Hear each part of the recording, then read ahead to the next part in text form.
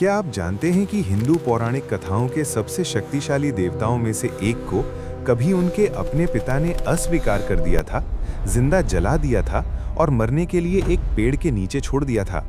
फिर भी वे उठे और पूरे ब्रह्मांड के सर्वोच्च न्यायाधीश बन गए। ये है शनिदेव की अविश्वसनीय कहानी, जो न्याय, कर्म और नियति के देवता हैं। मेरे साथ बने रहिए, क्योंकि ये कहानी आपको चौंका देगी और आपको कर्म की असली शक्ति के बारे में सोचने पर मजबूर कर देगी। आज की इस वीडियो में हम शनिदेव की जीवन यात्रा को समझेंगे, जो एक अस्वीकृत बच्चे से लेकर ब्रह्मांड के न्यायाधीश बनने तक का सफर है। ये कहानी सिर्फ एक पौराणिक कथा नहीं है, बल्कि ये हमें जीवन के गहरे सबक सिखाती है कि कैसे अन्याय से लड़ना, अपने क्रोध को नियंत्रित करना और सही मार्ग पर चलना हमें सच्ची शक्ति दिला सकता है।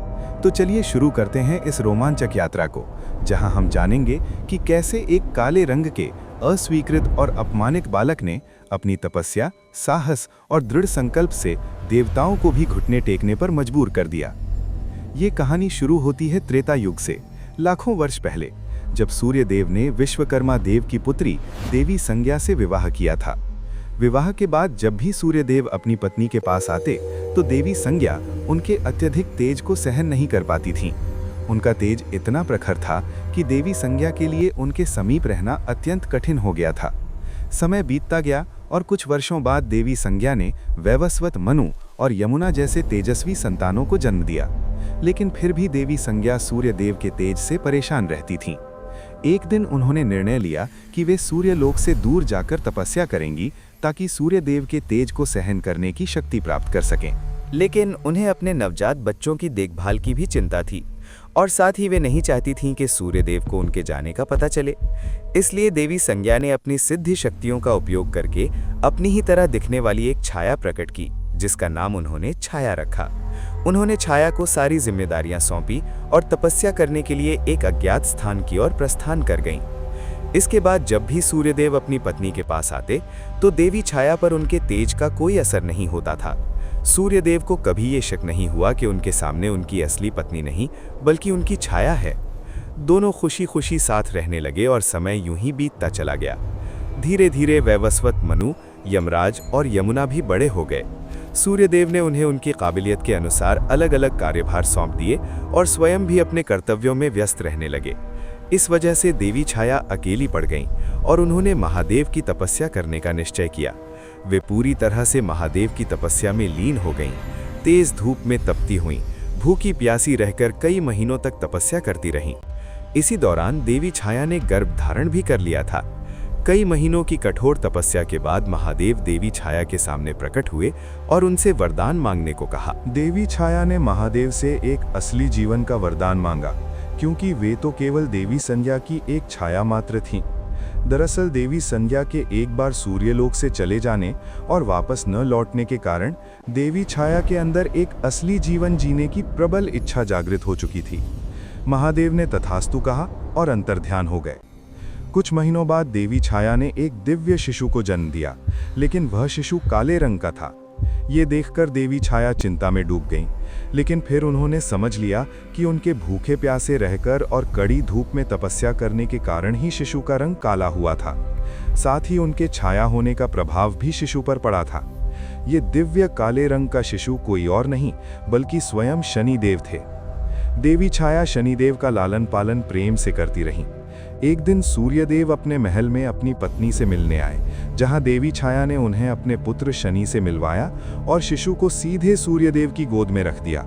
लेकिन जैसे ही सूर्यदेव की नज़र शनि पर पड़ी, वे पूरी तरह से हैरान और क्रोधित हो गए।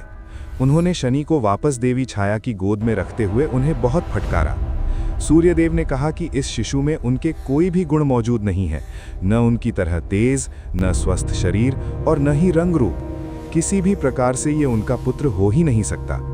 सूर्यदेव ने शनि को अपना पुत्र मानने से साफ इनकार कर दिया और क्रोध में वहां से चले गए। देवी छाया अत्यंत निराश हो गई। यही वो दिन था जब शनिदेव और सूर्यदेव के बीच शत्रुता की शुरुआत हो गई। सूर्यदेव ने अब देवी छाया से भी दूरी बना ली थी। समय बीतता गया और शनिदेव अब थोड़े बड़े हो चुके थे। वे अकेली पड़ चुकी देवी छाया का एकमात्र सहारा बन गए थे। शनिदेव जन्म से ही अत्यंत शक्तिशाली थे और इसका मुख्य कारण ये था कि देवी छाया ने उनके गर्भ में होने के समय महादेव की कठोर तपस्या की थी। उस तपस्या के प्रभाव के कारण ही शनिदेव इतने ताकतवर पैदा हुए थे। शक्तिशाली होने के साथ साथ वे थोड़े गुस्सैल और शरारती भी थे। बेहद कम उम्र होने के बावजूद उन्होंने कई गंधर्वों को युद्ध में अकेले ही परास्त कर दिया था। यहाँ तक कि वे देवताओं को भी टक्कर देने लगे थे। शनिदेव अपने क्रोध का प्रयोग अपनी शक्ति के साथ मिलाकर करते थे और इसलिए वे बड़े से बड़े गंधर्वों और देवताओं को अपनी ताकत का लोहा मनवा चुके थे। शनिदेव के बचपन से ही इतने कठोर बन जाने के पीछे उनके पिता सूर्यदेव के प्रति उनके मन में पल रहा क्रोध और अस्वीकृति का दर्द था। उस समय शनिदेव का एकमात्र लक्ष्य सूर्यदेव से भी अधिक शक्तिशाली बनकर उनके घमंड को चूर-चूर करना था। जैसे जैसे समय बीतता गया, शनिदेव के अंदर सूर्यदेव के प्रति क्रोध और घृणा की भावना उतनी ही बढ़ती गई। इस प्रकार शनिदेव अब एक शक्तिशाली युवा बन चुके थे। देवी छाया ने शनिदेव के दिन प्रतिदिन बढ़ते गुस्से को शांत करने के लिए उनका विवाह चित्ररथ नामक एक कन्या से करवा दिया, जो परम तेजस्विनी और साध्वी थी। विवाह के बाद शनिदेव सचमुच काफी शांत रहने लगे थे।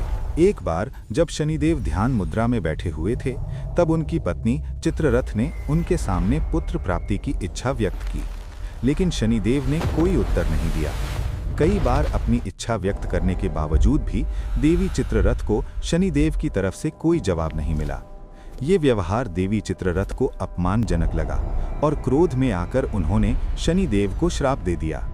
देवी चित्ररथ के श्राप के अनुसार यदि शनिदेव किसी को मात्र देख भी लें तो उस व्यक्ति की तबाही निश्चित थी। यानी देवी चित्ररथ ने उन्हें किसी को नजर उठाकर न देखने का श्राप दे दिया। ध्यान मुद्रा से उठने के बाद शनिदेव को अपनी भूल का एहसास हुआ और उन्होंने अपनी पत्नी को मनाने की बहुत कोशिश की। देवी चित्ररथ को भी अपनी गलती का एहसास हुआ, लेकिन श्राप को निष्फल करने की शक्ति उनके पास नहीं थी। इस घटना के बाद से शनिदेव अपना सिर नीचे करके चलने लगे। ये बात पूरे ब्रह्मांड में तेजी से फैल गई। ये बात असुरों के गुरु शुक्राचार्य को भी पता चली, जिसके बाद वे असुरों के सेनापति राहु के साथ शनिदेव के सामने प्रकट हुए। उन्होंने शनिदेव को सलाह दी कि वे इस श्राप को अपनी शक्ति बनाकर देवताओं के खिलाफ इस्तेमाल करें।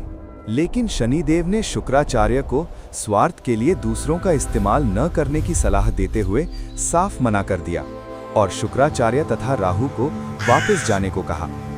इसी बीच देवी संज्ञा पृथ्वी से सूर्यदेव के तेज को सहन करने योग्य बनकर सूर्यलोक वापस लौट आईं।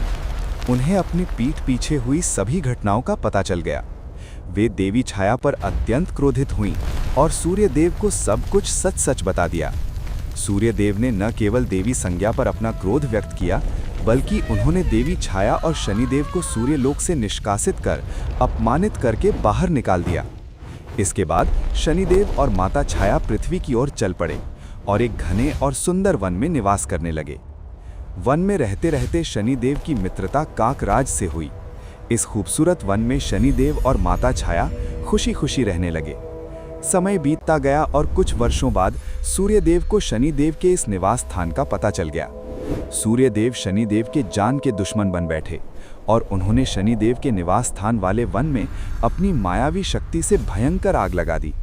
देवी छाया तो एक परछाई होने के कारण उस आग से बचकर बाहर निकल आईं, लेकिन शनिदेव उस मायावी आग की चपेट में पूरी तरह से फंस गए। देवी छाया मदद की गुहार लगाने लगी। तभी अचानक काकराज वन के ऊपर से आकर शनिदेव को अपने पंजों में पकड़कर काफी दूर अपने काकलोक ले गए। काकलोक में पहुंचकर काकराज ने शनिदेव को अपनी माता से मिलवाया। काकराज की माता ने शनिदेव को काकलोक में ही रहने की विनती की, जिस पर शनिदेव ने भी सहमति जता दी। काकराज की माता ने शनिदेव को अपने पुत्र की तरह लाड़ प्यार से रखा।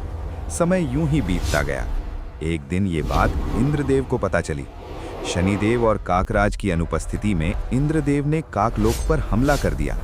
इसके परिणाम स्वरूप अनेक काकों समेत काकराज की माता की भी मृत्यु हो गई। जब ये बात शनिदेव और काकराज को पता चली तो वे अत्यंत क्रोधित हो उठे।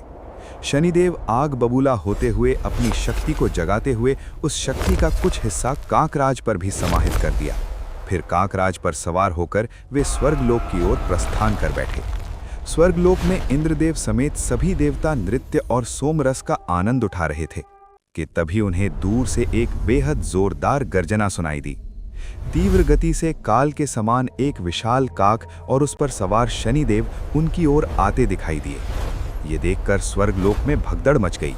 देवता युद्ध के लिए अस्त्र शस्त्र लेकर तैयार हो गए, लेकिन शनिदेव ने स्वर्ग पर कदम रखते ही अपनी तिरछी नजर से देवताओं को शक्तिहीन बना दिया। फिर अपनी आंखों की तेज रोशनी से उन पर प्रहार करके उन्हें फर्श पर पटक दिया। इंद्रदेव समेत सभी देवता शनिदेव के सामने इतने कमजोर हो चुके थे कि वे अपने अस्त्र शस्त्रों को भी उठा पाने में असमर्थ थे। फिर शनिदेव ने देवताओं के ही अस्त्र शस्त्रों से उन्हें बुरी तरह से घायल करना शुरू कर दिया। सभी देवताओं को स्वर्ग से किसी भी तरह अंतर्ध्यान होकर भागना पड़ा। इंद्रदेव समेत सभी देवताओं ने शनिदेव के भय से कहीं दूर जाकर सूर्यदेव को याद किया। वे सभी सूर्यदेव से शनिदेव को जलाकर भस्म कर देने की विनती करने लगे। इसके बाद स्वर्गलोक में सूर्यदेव का आगमन हुआ। सूर्यदेव ने शनिदेव को ये सब रोकने का आदेश दिया, लेकिन शनिदेव ने साफ इनकार कर दिया।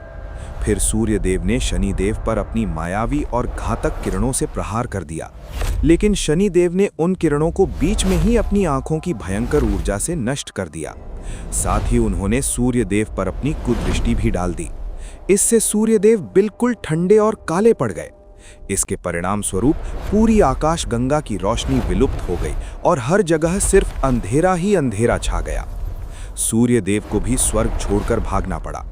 सभी देवता अपनी बची खुची शक्तियों का इस्तेमाल करके किसी तरह पृथ्वी में स्थित कैलाश पहुंचे।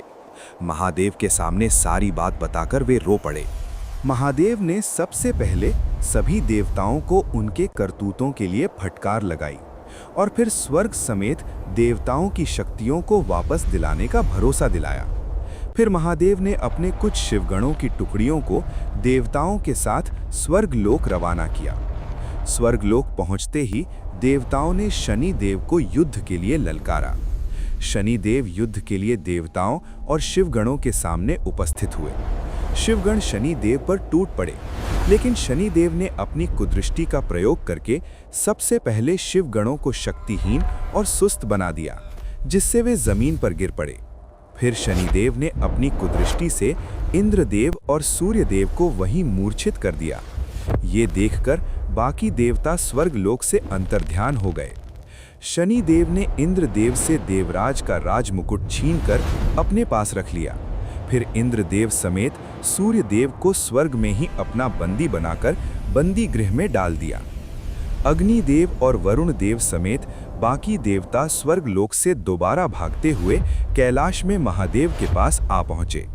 उन्होंने महादेव को सारी बात बताते हुए स्वयं स्वर्गलोक चलकर शनिदेव को समाप्त करने की विनती की। ये सुनते ही महादेव कैलाश से अंतर्ध्यान हो गए और देवता देखते ही रह गए। स्वर्गलोक पर शनिदेव पूरी तरह से अपना आधिपत्य जमाकर बैठ चुके थे। वे इंद्रदेव समेत सूर्यदेव को एक बड़ा दंड देने की तैयारी में जुट चुके थे कि अचानक स्वर्गलोक में एक सैलाब सा आ गया। पूरा स्वर्ग थर्रा उठा। फिर आगमन हुआ देवों के देव महादेव का। महादेव ने शनिदेव को ये सब रोकने का आदेश दिया, लेकिन शनिदेव ने अपना सिर झुकाए हुए ही इनकार कर दिया। फिर महादेव ने शनिदेव को युद्ध करने को कहा। शनिदेव अपने सामने इतनी बड़ी शक्ति देखकर घबरा गए और जल्दबाजी कर बैठे। उन्होंने सीधे अपनी कुदृष्टि महादेव पर ही डाल दी। जवाब में महादेव ने अपने तीसरे नेत्र को शनिदेव की तरफ थोड़ा सा खोल दिया। महादेव के तीसरे नेत्र से निकली थोड़ी सी ऊर्जा से ही शनिदेव का शरीर बीच से फट गया और वे बुरी तरह से घायल हो गए। फिर वे काफी तेज झटके से पृथ्वी की ओर गिरते चले गए। शनिदेव के मूर्छित होते ही देवताओं की शक्ति वापस आ गई। महादेव के त्रिनेत्र से निकली थोड़ी सी ऊर्जा में इतनी ताकत थी कि शनिदेव स्वर्ग से नीचे गिरते हुए अत्यंत तीव्र गति से पृथ्वी पर पहुंच गए। वे कई पेड़ पौधों को ध्वस्त करते हुए एक पीपल के पेड़ में जा अटके। शनिदेव पूरी तरह से अधमरा हो चुके थे। ऐसा लगता था जैसे वे अब नहीं रहे। लेकिन कुछ देर बाद उन्हें होश आया। उन्हें महादेव की शक्ति का एहसास हुआ।